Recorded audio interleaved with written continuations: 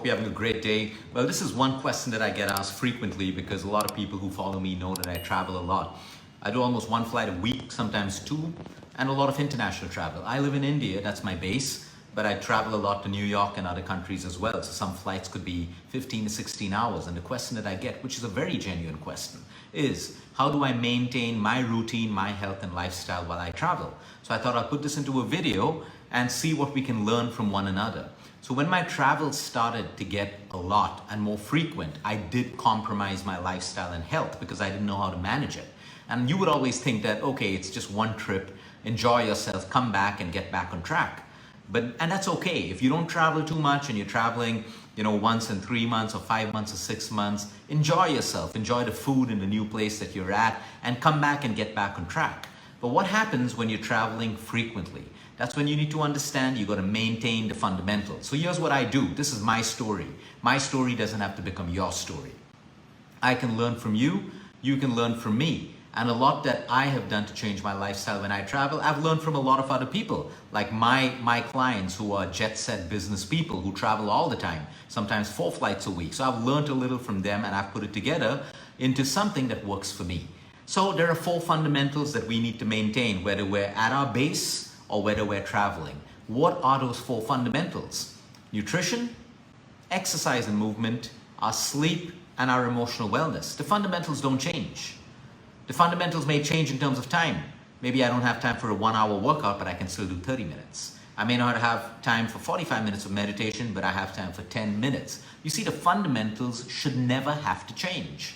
I should be able to enjoy my life still maintaining the fundamentals, because it's the fundamentals that determine whether I take time to recover from a particular illness. Like that, fundamentals exist everywhere in engineering, in medicine. Every doctor, every engineer knows that if the fundamentals are not in place, nothing else can work. No amount of sophistication, no amount of complication can work if the fundamentals are broken. So here's how I do it.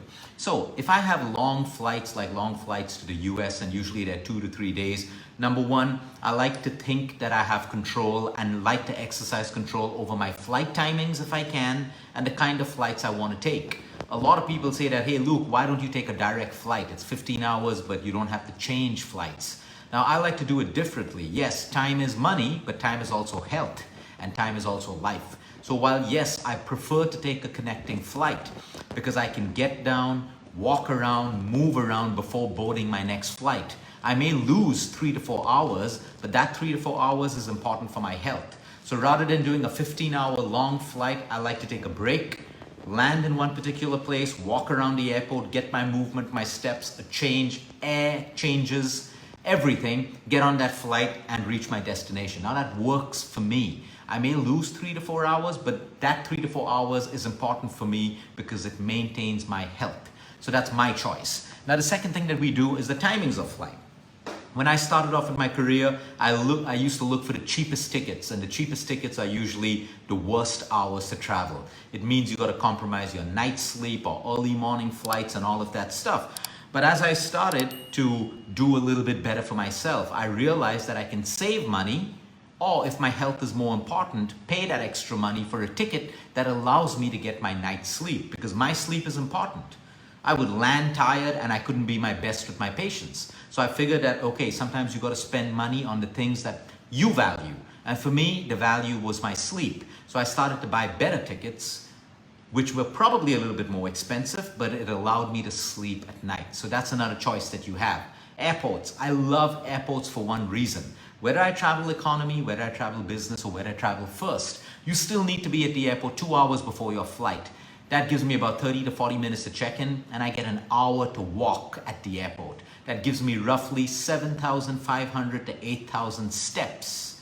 So I work my body out through walking, I get my activity, and then I board that flight. I can sleep, I can eat, I can do what I want, but that activity is very important.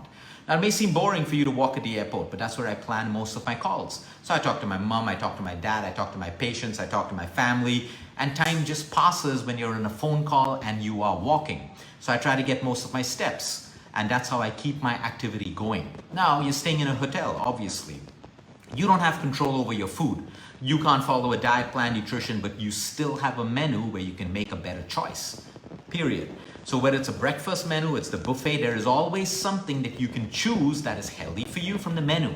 So now, 1-2 days of travel, enjoy the food. But if it's becoming more and more frequent, you want to select the foods that are healthier for you. And every menu will mostly give you 1 or 2 options. So that's where you make that sacrifice. You're traveling, but you still want to maintain your health. So I can still choose healthy options from the menu.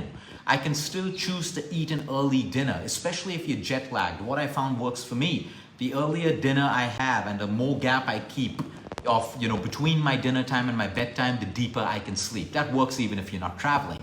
So I try to keep an early dinner if I can, or I try to choose the healthiest options from the menu. Fasting, that is something that I love to do when I'm traveling because it's easier to do it. There are so many distractions. So I can fast for 13, 14, 15, 16 hours, and that also helps me to sleep better and avoid some of the foods that may not be too good for me, either on the flight, at airports, or at certain places, at restaurants and hotels. So if you're staying at a good hotel, sometimes you have the luxury of a bathtub. What I like to do is fill up the bathtub, Epsom salts or salt baths, and really relax, because that can really relax you and give you a really good night of sleep. Plus it recharges you with magnesium and all of that stuff. Some hotels don't have a bathtub, some do. So whenever you have it, make the most out of it.